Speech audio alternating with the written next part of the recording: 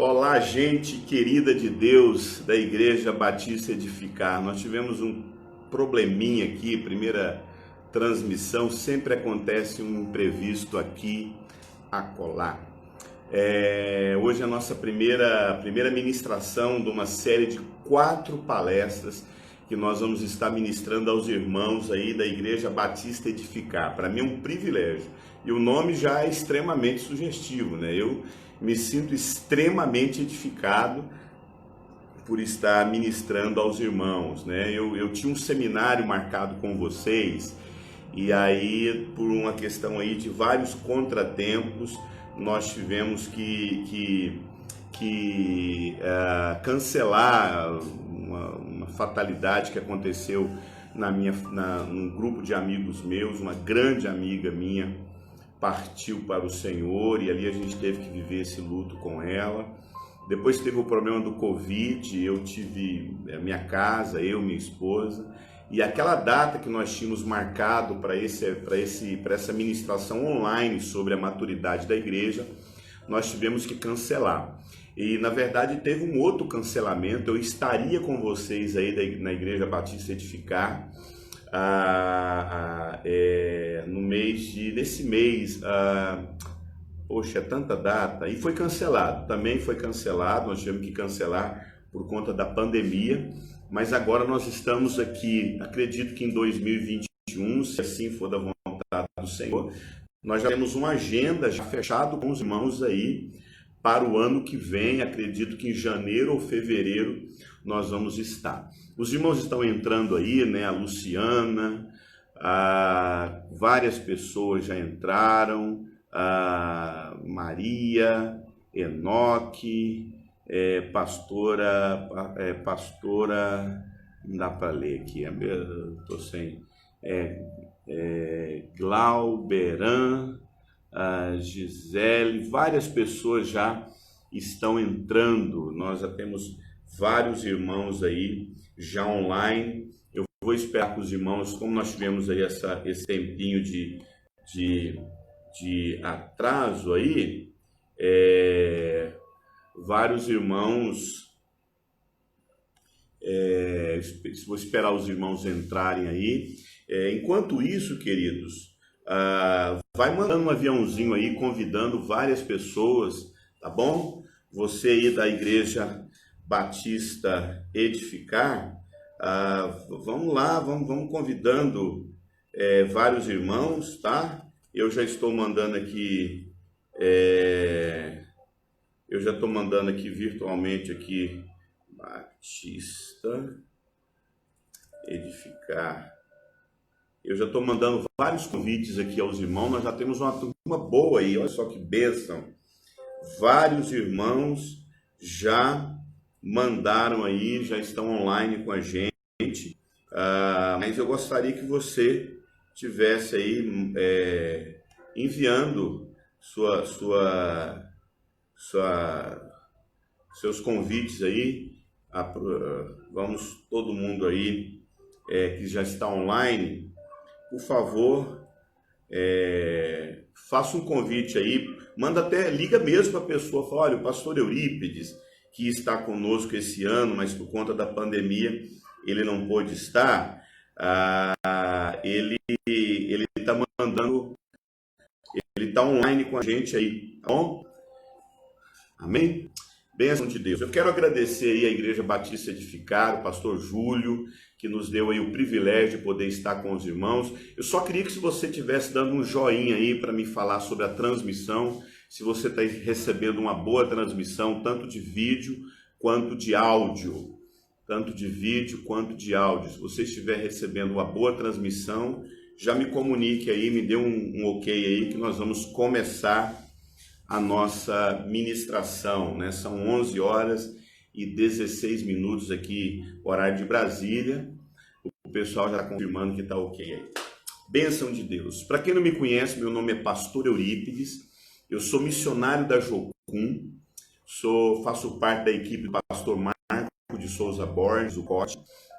Nós temos aí um ministério bem forte nessa área de ministração pelo Brasil, na área de família, na área de sexualidade, na área de maturidade. Eu tenho alguns livros escritos, depois eu quero passar para vocês esses livros. E a gente tem viajado aí pelo Brasil todo, ministrando vários seminários, e um desses seminários que a gente ministra é sobre maturidade. Tem um conteúdo vasto dentro dessa abordagem sobre maturidade. É isso que a gente quer ministrar aos irmãos. Quero agradecer mais uma vez os irmãos que estão online aí, pastor Júlio, seus líderes, toda a Igreja Batista Edificar, e acredito que a partir de hoje, como eu disse, serão 4 quintas-feiras onde nós vamos estar ministrando sobre a maturidade da igreja. Vamos falar sobre o chamado, sobre a identidade, sobre a natureza e sobre a vocação da igreja. Amém, queridos? Bênçãos de Deus. Vamos começar agora. Eu queria ter um tempo de oração com os irmãos. Amém? Pai, muito obrigado por essa noite, obrigado por esse momento aqui com a vida dos meus irmãos. Quero poder ser canal de bênção na vida deles. Libera mesmo aquela palavra, Deus, que nos ensina, que nos coloca naquele lugar de graça mesmo. Ministra o nosso coração, queremos te ouvir, queremos ser ministrados pelo Senhor. Por Jesus que oramos, amém. Se você puder abrir a sua Bíblia aí comigo, é o texto áureo, é o texto principal que nós vamos trabalhar com vocês praticamente em quase todas as ministrações. Esse texto é o texto fundamental, é o principal texto que nós vamos trabalhar no que diz respeito aí esse conteúdo sobre a maturidade da igreja. Nós vamos ter, como eu disse, 4 ministrações. Você está recebendo 4 ministrações falando a respeito da essência da igreja. Qual é a maturidade da igreja, qual é a identidade da igreja, qual é o chamado da igreja, qual é a vocação da igreja. Então, eu gostaria de convidar você para estar conosco nessas 4 ministrações, onde nós vamos meditar de forma assim, bem profunda do que significa realmente a vida da igreja, a essência da igreja. O texto que a gente quer trabalhar com vocês, esse texto aí de Efésios 4, de 1 a 6. Efésios 4, de 1 a 6, se você puder abrir a sua Bíblia, ou até mesmo acessar aí no computador a sua Bíblia, Efésios 4, do versículo 1 ao 6, que diz o seguinte: Por isso eu, prisioneiro do Senhor, rogo-lhes que vocês andem de maneira digna da vocação que vocês foram chamados. Sejam completamente humildes, dóceis, pacientes, suportando-os uns aos outros em amor. Verso 3. Façam todo o esforço para conservar a unidade do Espírito pelo vínculo da paz. Há um só corpo, há um só Espírito, assim como uma só esperança pelo qual vocês foram chamados, é uma só. Verso 5. Há um só Senhor, uma só fé, um só batismo, um só Deus e Pai de todos, que é sobre todos, por meio de todos e está em todos. Sabe, irmãos, quando nós falamos a respeito de vida da igreja, quando nós falamos a respeito de maturidade, a premissa daquilo que nós vamos falar aos irmãos aqui tem como princípio, tem como início, nós entendermos que a igreja do Senhor Jesus Cristo, a igreja que Jesus morreu na cruz do Calvário, é isso que muitas vezes as pessoas não sabem separar. Uma das coisas que quando eu vejo, e não só quando eu vejo, eu também nas minhas realidades de vida, nos meus desafios, eu procuro separar o que é uma instituição religiosa, a igreja evangélica brasileira, a instituição evangélica e a igreja do Senhor Jesus Cristo. Eu acho que a igreja do Senhor Jesus Cristo, ela vai muito bem, obrigado. A igreja, a instituição evangélica, ela tem suas dificuldades, ela tem seus escândalos. A igreja cristã, no que diz respeito ao cristianismo no decorrer da história, ele envolve com escândalo, é cheio de problemas, e muitas das vezes as pessoas elas não sabem separar a crise que elas estão vivendo com a instituição evangélica, do que a igreja evangélica, do que o corpo vivo de Cristo. O corpo vivo de Cristo, a igreja invisível, a igreja pelo qual o Senhor Jesus Cristo inaugurou na cruz do Calvário, essa igreja, as portas do inferno não prevalecem contra essa igreja. Agora, a igreja institucional, amado, não é só a porta do inferno que prevalece com ela, não.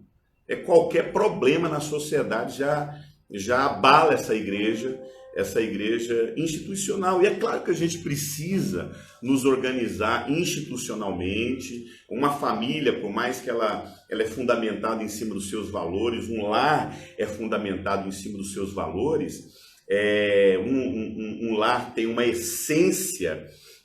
Uma família, ela tem a sua essência no seu papel de homem, de pai, de filho, de esposa, de mãe. A família é composta da pessoa do pai, da pessoa da mãe, mesmo que mesmo que nós tenhamos claramente os valores de uma família, pai, mãe e filho, essa família precisa de casa para morar. Essa família precisa de sustento. Então, uma família, por mais que ela tenha, e ela é em essência, uma composição de valores familiares, ela também tem a sua forma visível no sentido de um lugar para se viver. Uma família que não tem casa, uma família que não tem dinheiro para pagar a conta, uma família que não tem condições financeiras, essa família pode viver crise. Ela não vai deixar de existir por conta de ausência de coisas, mas ela precisa de prédio, ela precisa de casa, ela precisa de dinheiro, ela precisa de trabalho, ela precisa de gente funcionando na sociedade. A igreja do Senhor Jesus Cristo, nós sabemos que ela é o corpo vivo de Cristo. Nós sabemos que a igreja ela é invisível e ela é a igreja que foi inaugurada por Jesus, como eu disse, na cruz. Mas essa igreja intocável, em que as portas do inferno não prevalecem contra ela, essa igreja, ela precisa de prédio, ela precisa de um CNPJ, ela precisa de ser institucionalizada. Isso é fato. Mas é importante dizer que as pessoas confundem essa igreja institucional com a igreja invisível.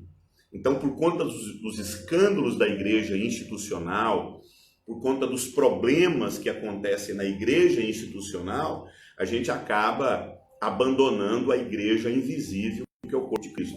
Isso é uma imaturidade terrível, porque a igreja do Senhor Jesus Cristo ela tem muitos problemas. Irmão, depois da live, o modo de rotação do seu celular e sua live no computador, assistimos pelo projetor de imagem. Pois sim, por isso que eu gosto de colocar a live na horizontal, justamente para ela ficar fácil de projetar, às vezes numa sala de aula. Às vezes vocês querem reproduzir essa live no YouTube lá, colocar esse material lá no YouTube de vocês. Eu já faço na horizontal justamente para ficar mais fácil de editar futuramente. Então, primeira coisa que eu e você temos que separar: a igreja institucional é uma coisa e a igreja invisível do Senhor Jesus Cristo, que ele morreu na cruz do Calvário, é outra. Elas estão juntas? Estão. Elas caminham juntas, essas duas formas caminham juntas, essas duas expressões? Sim. Mas é importante você não misturar uma coisa com a outra. Às vezes as pessoas, como eu disse, elas estão em crise com a instituição. Elas não estão em crise com o corpo de Cristo. E eu, particularmente, vou falar uma coisa para vocês. Eu já passo muitas dificuldades, mesmo sendo pastor, com a igreja e instituição. Às vezes, para mim, é difícil ter que lidar com questões ligadas à igreja e instituição. Mas ela tem que existir? Tem. A gente precisa se organizar como igreja institucional? Sim. Mas eu sei muito bem separar do que é uma igreja institucional do que é a igreja corpo vivo de Cristo. Por quê, amado? Porque a igreja do Senhor Jesus Cristo, que ele morreu lá na cruz do Calvário, essa igreja, ela é uma pessoa, ela é um ser, ela tem corpo, ela tem cabeça. A igreja noiva que vai se casar com Jesus Cristo é uma noiva e ela tem atributos como pessoa, ela tem identidade, ela tem personalidade, ela tem uma expressão, ela tem uma identidade, ela tem uma natureza, ela tem um propósito, ela tem uma vocação. E detalhe, é a mesma vocação. A igreja institucional, ela se expressa diferente uma da outra. A igreja institucional, ela tem modus operandi diferentes. Ela tem batismos diferentes. Ela tem fé diferente. Ela tem expressões de fé diferentes. Você concorda comigo? Nós temos tradicionais, nós temos pentecostais, nós temos neopentecostais, nós temos igrejas históricas, agora nós temos um novo grupo aí que são os desigrejados, que todo mundo fala. Essa igreja institucionalizada, ela tem expressões diferentes. Ela tem um corpo doutrinário diferente. Ela tem até, senhores diferentes uma da outra. Ela tem uma fé diferente, ela tem um batismo diferente. É claro que o Deus é o mesmo, mas ela tem expressões diferentes. Mas a igreja do Senhor Jesus Cristo, a invisível, a que está na Igreja Batista Edificar, a igreja invisível que está na Igreja Sal da Terra, que eu sou pastor, a igreja visível com rol de membros, com pessoas lá com sua carteirinha de membros, essas pessoas, elas podem não estar inseridas na igreja invisível. Podem não estar. Seria bom que todos estivessem no corpo de Cristo. Mas não é porque você faz parte de uma denominação evangélica, uma igreja institucionalmente organizada, que você está no corpo de Cristo. Agora, detalhe, todo mundo que está no corpo de Cristo está numa igreja organizada. Mas nem todo mundo que está no corpo de Cristo todo mundo que está no corpo de Cristo está numa igreja organizada. Mas nem todo mundo que está numa igreja organizada está no corpo de Cristo. Mas é importante que você entenda que essa igreja do Senhor Jesus Cristo, ela é uma pessoa. Ela tem um corpo e ela tem um cabeça que é Cristo. Isso não é apenas uma ilustração que Paulo achou interessante para explicar para os crentes como é que a igreja funciona. Isso não é uma ilustração. Isso é uma realidade, isso é um fato. Um fato absoluto, que a igreja do Senhor Jesus Cristo é uma pessoa, é um ser, e esse ser é um só com Cristo Jesus. Essa igreja tem um único nome, ela tem uma única fé, ela tem um único só batismo. A igreja institucional, ela tem vários batismos. A igreja institucional, ela tem vários tipos de fé. A igreja institucional, ela tem vários tipos de expressões. Mas a igreja do Senhor Jesus Cristo, a invisível, ela tem uma só fé, ela tem um só batismo, ela tem um só Senhor, ela tem um só Deus e uma só esperança. Então, vida de igreja. Quando a gente fala sobre a igreja, nós estamos falando que essa igreja tem uma identidade, uma só identidade, ela tem uma só natureza, ela tem uma só vocação e um só chamado. O mesmo chamado, a mesma vocação, a mesma expressão da igreja invisível que está no Pará, que está em Goiás, que está lá nos Estados Unidos, que está lá na África. A igreja que se reúne lá na África, o corpo de Cristo, que habita lá nos americanos, nos africanos, é um só Senhor, é uma só fé, é um só batismo.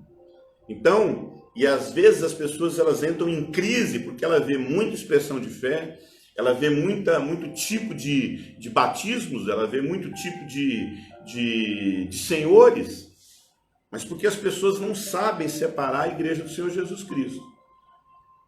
Mas olha só, amado, seja o que nós estejamos fazendo, como igreja local, como igreja na sociedade, nós podemos fazer coisas completamente diferentes um do outro. Como eu disse, nós podemos expressar completamente diferente um do outro. Mas nós somos um só corpo. Nós somos um só corpo. Nós temos um só Senhor, um só batismo, uma só fé e uma só esperança. E nós podemos estar fazendo um monte de coisas. Agora presta atenção. A igreja do Senhor Jesus Cristo, ela pode fazer coisas diferentes.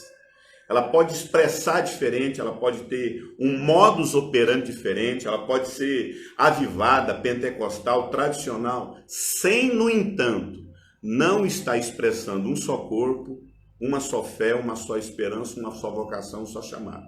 A gente pode estar fazendo um monte de coisa diferente, mas no entanto, não fazendo aquilo que é a nossa essência de sermos um só corpo, um só Senhor. E, sinceramente, amado,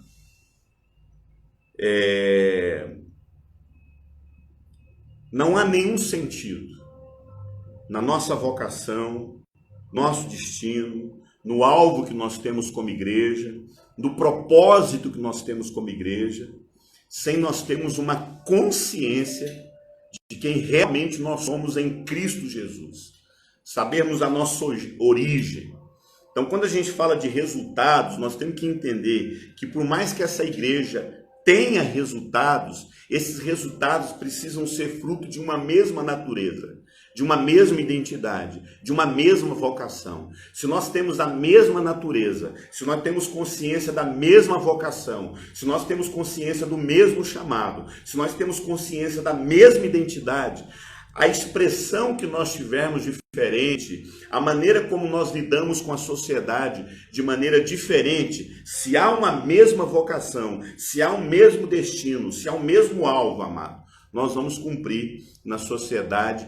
Por mais que nós tenhamos expressões diferentes, nós vamos cumprir o propósito pelo qual Deus nos chamou. Você vai ouvir eu falar muito sobre identidade, você vai ouvir eu falar muito sobre natureza, você vai ouvir muito eu falar sobre propósito.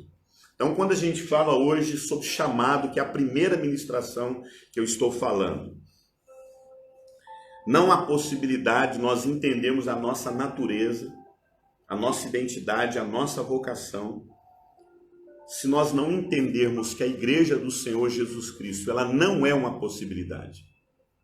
Ela não é um talvez. A igreja do Senhor Jesus Cristo não é um se. A igreja do Senhor Jesus Cristo não é um será. A igreja do Senhor Jesus Cristo é um fato, amado. Ela não é uma possibilidade, ela é uma convicção. Jesus não morreu com uma possibilidade. Jesus não deu a vida por um talvez. Jesus não deu a vida para um será. Jesus deu a vida dele para uma convicção. Então, quando nós lemos a respeito desse texto aí de Efésios 4, que eu particularmente entendo que Efésios 4, e o livro de Efésios, na verdade, é a carta-mãe daquilo que é a essência da igreja. Você quer entender sobre vida de igreja, você quer entender sobre a natureza, a identidade, a vocação e o chamado da igreja. Como eu disse, a gente acha que identidade, vocação e chamado é apenas algo pessoal na minha vida. É verdade. O Eurípides tem um chamado. O Eurípides tem uma identidade. O Eurípides tem uma vocação. Mas é importante você entender que a igreja do Senhor Jesus Cristo, como corpo, ela tem uma identidade, ela tem uma vocação, ela tem uma natureza, ela tem um propósito, ela tem um chamado. Então, para nós entendermos uma das principais cartas que falam dessa natureza, dessa identidade, dessa vocação, desse propósito, desse desígnio da igreja, é o livro de Efésios. O livro de Efésios, como eu disse, é a carta-mãe para você entender todo o propósito de Deus revelado ao coração do apóstolo Paulo em relação à igreja. Quando você lê lá o capítulo 1, 2 e 3, dos primeiros capítulos de Efésios 1, 2 e 3, você vai entender o conceito da igreja. Qual foi o propósito que Deus tinha em implantar na terra uma igreja. E chamá-la essa igreja de família. E chamar essa igreja de noiva.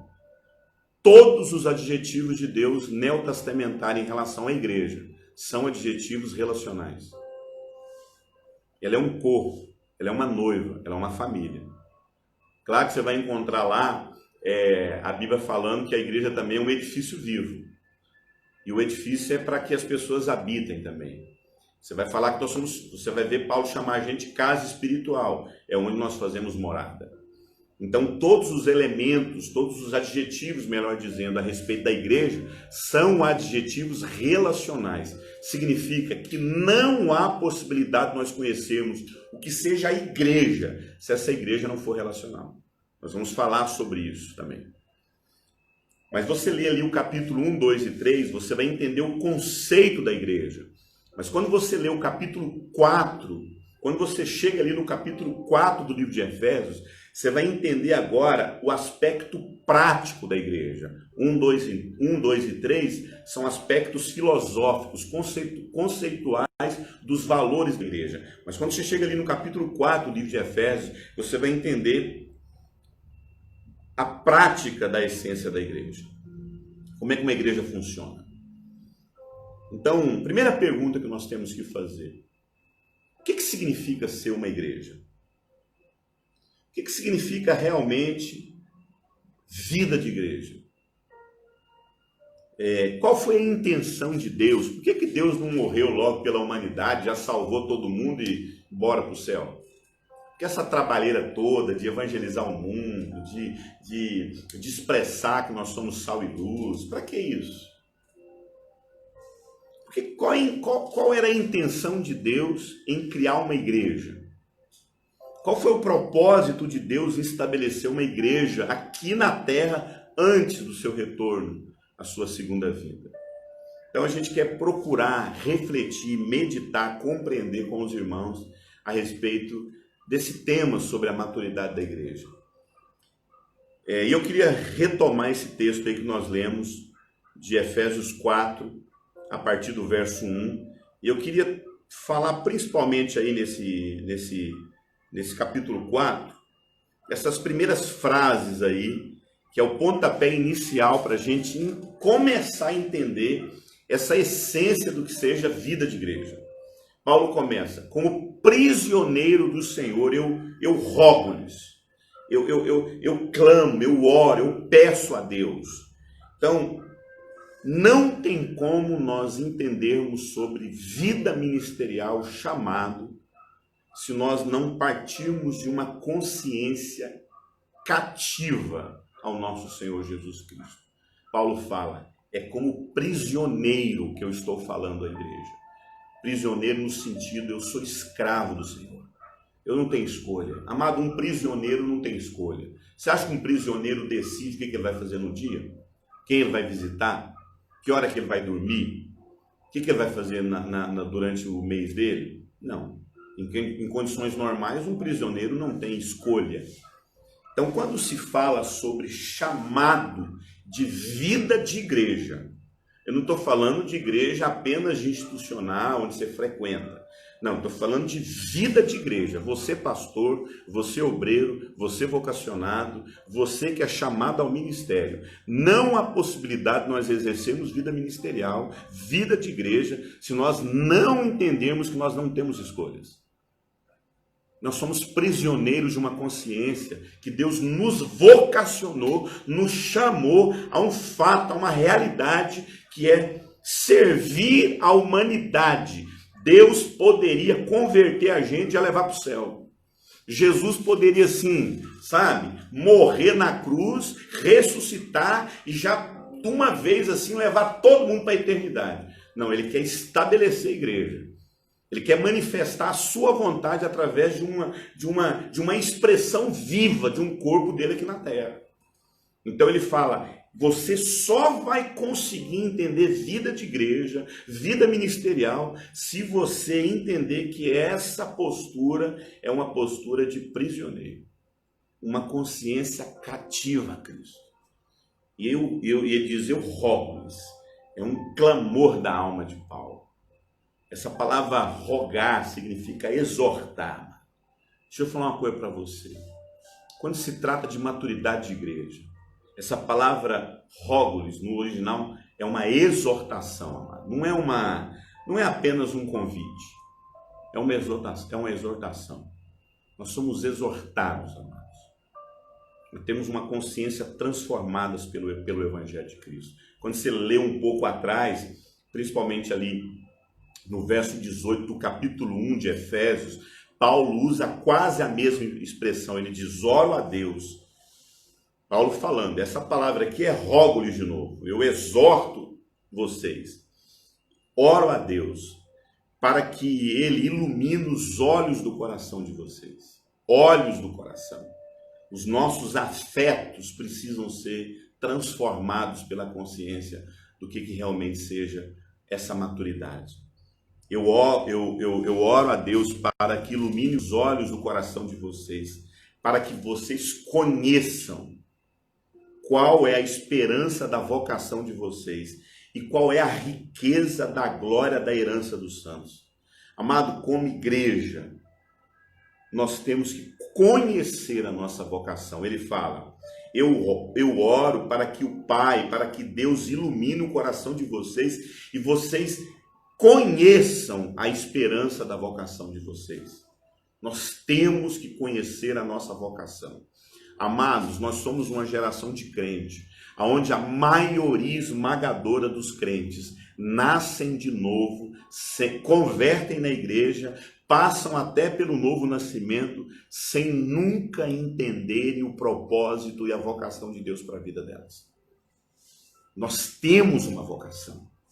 Nós não estamos aqui simplesmente nos convertemos, simplesmente para ir para o céu, amado. Amado, se fosse para ir para o céu, quando a gente convertesse, a gente ia morrer logo uma vez. Deus já ia dar esse favor para nós assim, converteu, morreu. O segredo de ir para o céu é converter e morrer. Não, amado, tem a terra ainda. Nós temos um propósito a cumprir nesse mundo. Nós não somos como esse mundo que a gente viveu para correr atrás só de patrimônio. A gente não está aqui nesse mundo simplesmente para levantar de manhã cedo, gritar para ver se o sol nasce como um galo, meu irmão. Se você não levantar de manhã cedo, não gritar, não berrar, o dia não nasce. Não, amado. Nós temos um chamado, nós temos uma vocação da parte de Deus. Deus nos converteu para que nós exerçamos um chamado. Existe um óleo sobre a nossa cabeça, existe uma unção sobre a nossa vida. E nós temos que ter esse desespero para conhecer qual seja realmente a nossa vocação. E essa vocação, a palavra de Deus diz em Efésios 1, que ela é uma herança rica aos santos.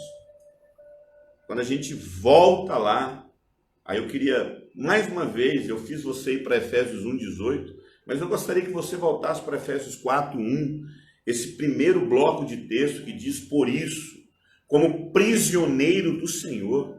É claro que Paulo estava preso, mas ele usa uma expressão daquilo que ele estava vivendo, para expressar também o fato de que essa é a nossa natureza.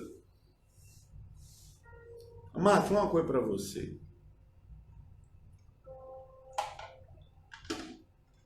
Existe um nível de vida cristã que você escolhe as coisas. E Deus respeita isso. Existe um nível de vida cristã que você escolhe. E Deus respeita isso. Deus não tem crise com isso, não. Amado, Deus não tem síndrome de síndrome do pânico. Deus não tem depressão. Deus não tem crise de rejeição. Deus não tem necessidade de ser adorado, de ser aceito. Quando o povo não canta para Deus, Deus não dá piti. Sabe aqueles deuses gregos? Você vê nos filmes, né? Quando o povo para de orar para aqueles deuses gregos, eles vão desaparecendo, ficando invisíveis. Amados, se um dia a igreja inteira do planeta se rebelasse, fosse possível, que é impossível, mas vamos supor que se fosse possível a igreja do Senhor Jesus Cristo toda se rebelar na terra, fala, não, a gente não quer mais Deus, mais não. Amado, Deus não se altera. Deus jamais pode ser alterado por nós. Nele não há sombra e nem variação, sabe? Nenhuma variação de mudanças. Deus não é alterado por mim, Deus não muda por causa de mim, Deus não tem crises por causa de mim. A crise não é de Deus, a crise é minha, a crise é sua. Quanto mais eu tenho consciência que tudo já está resolvido na cabeça de Deus, sempre teve resolvido, mano. Minha vida já está muito clara, a vida da igreja já está muito clara. O tetelestai, né? O está consumado não é apenas uma fala, é uma convicção, é um fato, é uma profecia a respeito daquilo que Deus é. Então, quando a gente olha para esse texto, por isso eu, prisioneiro do Senhor, eu rogo para que vocês andem de maneira digna na vocação em que foram chamados. Presta atenção, amado. Nós, como igreja, fomos chamados. Nós não seremos chamados. Querido, o chamado da igreja já foi feito. Todo cristão já é vocacionado. Todo cristão já foi chamado. Deus não está tentando te entender. Deus não está aí com essa batata quente na mão, tentando, jogando para o Espírito Santo joga para Deus, aí Deus, não, joga para Jesus, Jesus fica aí um anjo e fala, não, pode deixar que eu resolvo, vou lá. Não, amado, não existe isso não. Nós não somos uma batata quente na mão de Deus. Deus não tem crise com a gente, amado. A crise está em nós. É a gente que não entende o propósito, o desígnio, a vocação já resolvida. Paulo fala, andem de modo digno da vocação que vocês foram. Amado, nós já fomos chamados. Nós não seremos, nós já fomos. Nós já somos um povo. Nós já temos uma fé, nós já temos um batismo, nós já temos uma esperança, nós já temos uma vocação, nós já temos uma identidade. Percebe? Eu acho interessante quando eu leio isso, quando vocês vivam da vocação que vocês foram chamados. Um texto que me vem à memória é esse texto de Filipenses 3, 13, 14, que diz, Filipenses 3, 13, que diz o seguinte, uma coisa faço, esquecendo-me das coisas que ficam para trás, eu avanço para as que estão diante de mim. Prossigo para o alvo, para o prêmio da soberana vocação de Deus em Cristo Jesus. Essa vocação já existe, meu irmão. Mas não há nada mais para Deus fazer. Nada. Deus não tem que todas as obras de Deus já cessaram. Você consegue entender que a obra de Deus já cessou? Que tudo já foi feito. Não há nada que Deus possa fazer por você, querido.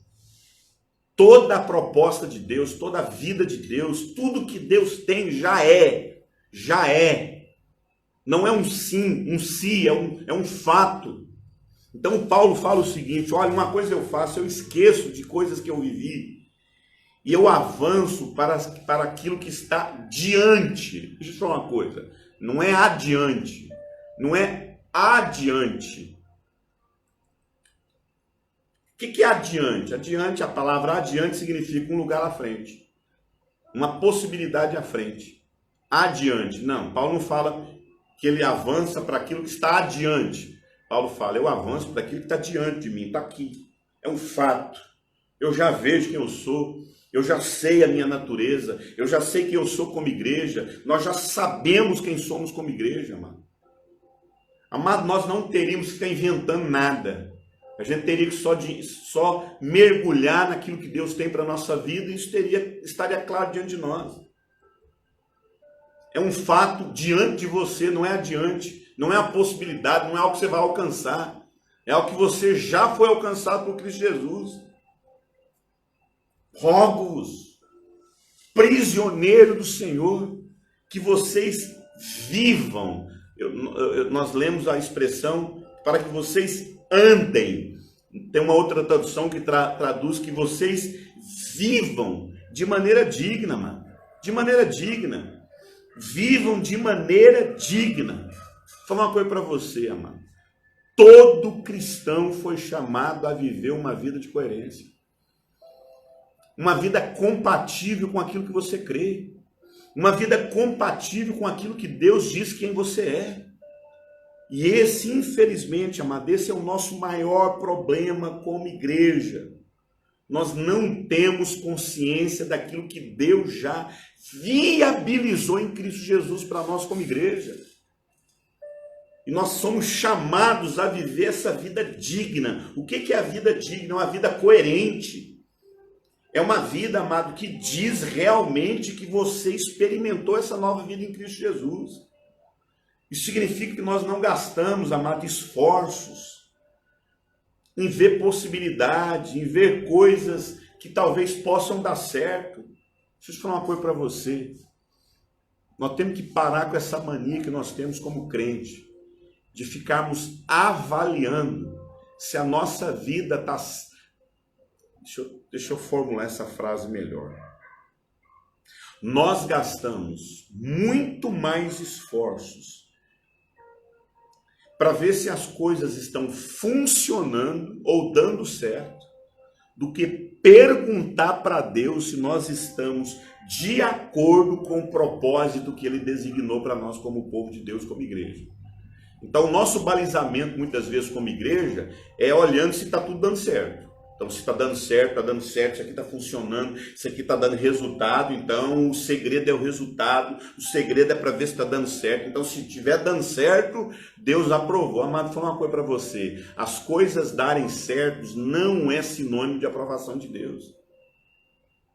Será que nós realmente entendemos qual foi o propósito que Deus nos designou para esse mundo? Rogo-vos para que vocês andem. Amado, esse andar, esse viver, não é andar o tempo todo analisando, avaliando se as coisas estão dando certo. Se a minha igreja está grande, se meu prédio está construído. Essa análise, a gente prestar atenção na nossa maneira de andar, para a gente ver se a gente está cumprindo a nossa vocação. Se nós realmente estamos vivendo a vocação que Deus nos chamou. Mas porque dá certo as coisas, desculpa usar essa expressão. Desculpa usar essa expressão, amado. Qualquer coisa pode dar certo, amado, na vida, desde que você seja um bom administrador. Você pode ter uma igreja, uma empresa, você pode ter uma empresa, amado, dando certo, e Deus não fazendo parte de nada daquilo. Então, as coisas funcionarem e darem certo não é sinônimo para ser uma pessoa bem-aventurada. O bem-aventurado não é a contabilidade positiva de acertos, da gente olhar onde acertou, onde errou, as perdas e ganhos. Não é isso, amado, não é isso. Não é isso. Um ministério bem-aventurado não é um pastor, um líder chegar em algum momento na sua vida e ver que a sua igreja está lotada e tudo funcionando. Não é isso, amado. Não é isso. Vida da igreja, vida de igreja, é saber que aquilo que nós estamos fazendo como igreja está estabelecendo valores inabaláveis no coração das pessoas. Se quando eu olho para aquele grupo de pessoas que eu estou pastoreando, que eu estou discipulando, que eu estou liderando, e eu não estou contabilizando só números, eu não estou ali para celebrar números, eu não estou ali para celebrar, porque isso foi um grande problema na vida do Davi. O Davi veio querer celebrar números na presença de Deus e levou de Deus. Deus deu uma senhora catracada em Davi. Falou que Davi, eu não sou guiado por isso. Então, muitas vezes, como vida de igreja, amado, nós estamos celebrando apenas os números, apenas o crescimento. Isso é importante? Claro que é. Um corpo desenvolve naturalmente. Um corpo cresce. Sabe? Quando você olha para uma criança e vê que ela não desenvolve os seus membros, tem alguma coisa errada. Crescimento faz parte, mas não é a expressão da igreja. não é a expressão de uma igreja. Uma pessoa pode ser pequena, nanica, e, no entanto, ser um excelente ser humano. Uma pessoa pode estar grande, com um corpo desenvolvido, e ser um monstro na sociedade. Então, o que eu estou querendo dizer? Qual que é o nosso chamado de igreja? Então, a palavra de hoje é sobre chamado. Qual seria o chamado da igreja na sociedade? Nós temos que comunicar virtudes daquele que nos chamou das trevas para a sua luz. Comunicar valores. Eu tenho que entender que aquilo que eu estou fazendo na minha igreja, no meu ministério, não é balizado por aquilo que está por aquilo que está funcionando. Eu tenho que entender que aquilo que eu estou fazendo está gerando valores eternos nos corações das pessoas. As pessoas que eu pastoreio, as pessoas que eu lidero, as pessoas que eu discipulo, as pessoas que fazem parte da minha área de afetamento, são pessoas que elas não negociam valores do reino de Deus. Nós choramos só da possibilidade da gente negociar os nossos valores. Valores eternos, não é desejo, amado. Esse tempo atrás eu dei um exemplo de o que é. Um ladrão entra na minha casa. Não, um ladrão entra na minha casa, eu vejo um noticiário. E nesse noticiário, um ladrão entra na casa de alguém, assalta, põe todo mundo no banheiro, humilha todo mundo, leva tudo, humilha todo mundo, dá coronhada na cabeça da pessoa, a pessoa machuca e ele vai embora. Amado, quando você vê aquilo, você é tomado de raiva, de indignação, você fica com raiva. Mas deixa eu te falar uma coisa, quando sai da sua boca bandido bom e bandido morto, não, rapaz, tem que morrer, um caboclo desse tem que ter pena de morte, uma pessoa dessa tem que morrer. Você está dizendo que isso é valor para você. Você não está dizendo que, independentemente do erro que ele cometeu, você entende que a vida é um valor e não a morte. A morte não é um valor. Matar um ser humano não é um valor para o cristão. Matar um ser humano não é valor para o cristão.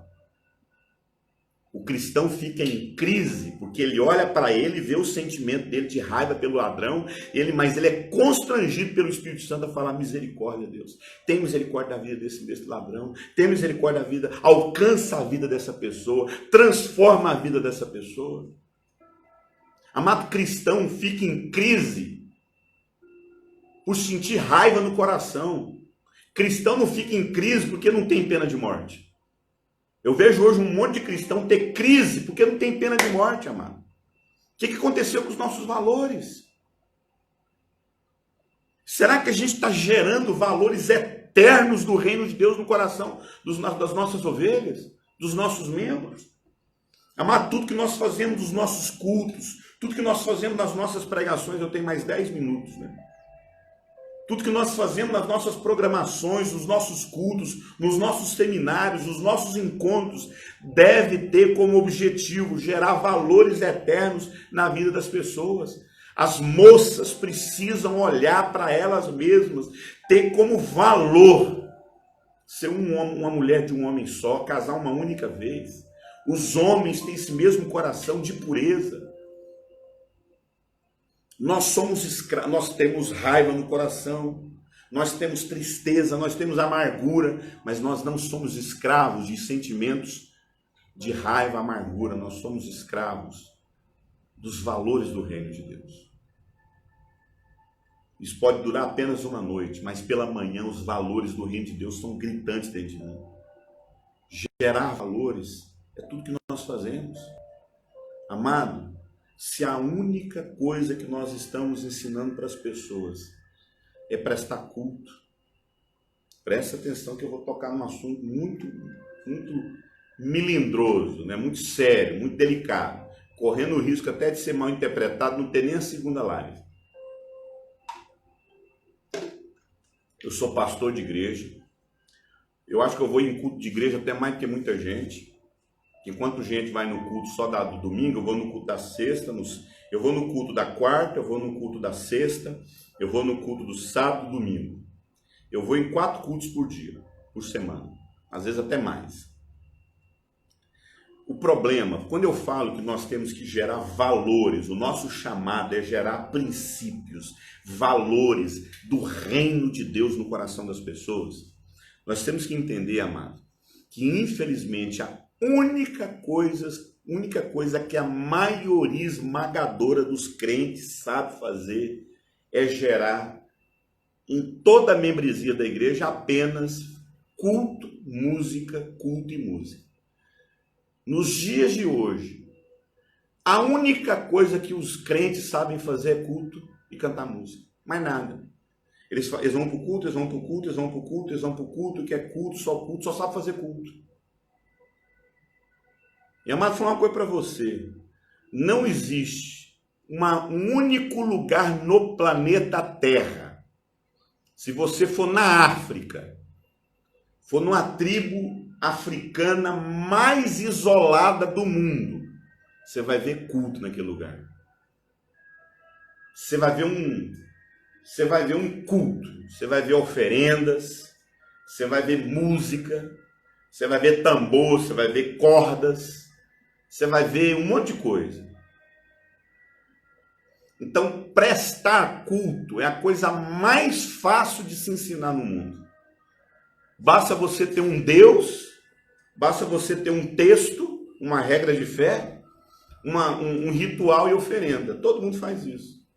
E, infelizmente, a única coisa que a igreja, a maioria esmagadora das igrejas do mundo sabe fazer é ensinar o povo a fazer culto. Isso é muito sério, mano. Se a gente não repensar, mano, que Jesus,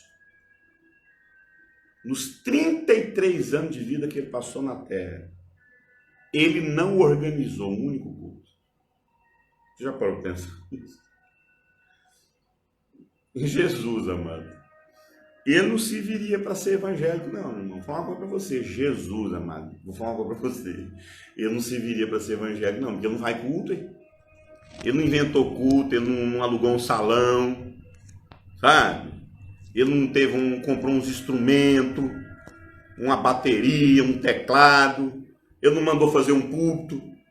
Amado, vou falar uma coisa para você. Eu gosto de bateria, eu gosto de culto, Vou falar uma coisa para você. Isso não é a expressão da igreja. Isso é uma expressão nossa. Faz parte, não está errado. Não está errado, mano. Haja visto o desespero que a gente ficou quando acabaram com os nossos cultos. Mas vou falar uma coisa para você. Eu trabalhei muito mais, e eu trabalho muito mais quando a gente reunia do que eu trabalho muito mais hoje do que quando a gente se reunia. Porque virou um Deus nos acuda, o povo está brigando. Vou falar uma coisa para você, amado. Nós podemos ser impedidos de nos reunir para prestar culto, mas nós nunca somos impedidos de expressar a nossa vocação como corpo de Cristo. De cuidar das pessoas, de visitar, de gerar valores no coração delas. Nós podemos estar impedidos de cantar música, de colocar um púlpito e reunir, mas nós nunca estaremos impedidos de ser igreja, de expressar nossa vocação, nossa identidade. Tanto é que a igreja, chamada a maior igreja do mundo, que é a igreja da China, é uma igreja sem reunião, sem púlpito e sem local, sem prédio. E eu vejo os crentes brigando, desesperados, gritando, e não pode fazer isso com a gente, isso é o anticristo, o diabo está proibindo nós ter culto. Vou falar uma coisa para você, meu irmão. O diabo não tem problema com culto. Põe na sua cabeça isso. O diabo não tem problema com crente trancado dentro de igreja cantando música. O diabo tem problema com crente para fora da igreja. Você quer ver uma coisa que o diabo não dorme? É saber um crente que ele rompeu com essa ideia de que achar que a única coisa de vida cristã é culto. Até porque o nome igreja é chamado para fora. A verdadeira expressão de culto não é aquilo que a gente faz dentro de quatro paredes, é a vida que a gente tem na sociedade. É sal e luz. Nós somos sal na sociedade. Nós somos luz na sociedade. As explicações de Jesus foram muito claras. Isso significa, amado, que a igreja do Senhor Jesus Cristo, a igreja, nunca encontrará a sua verdadeira essência, a sua verdadeira vocação, a sua verdadeira identidade, sem antes reavaliar se tudo que ela está fazendo é apenas atividades que ficam orbitando em volta dela mesma. Amado, a maioria dos nossos esforços, dos nossos investimentos financeiros como igreja tem a ver muito mais com os nossos cultos do que propriamente aquilo que a gente está fazendo na sociedade. São raríssimas as igrejas, amado, que investem em escolas, que investem em obra social. São raríssimas. Hoje, o maior tempo, o dinheiro mais investido dos crentes é em volta dos seus grandes cultos. Chamado da igreja, presta atenção, não é para ela mesma. O chamado da igreja é para o outro, é para o próximo. E a angústia da igreja, presta atenção, e a maior angústia da igreja não deveria ser se ela tem um local de reunião.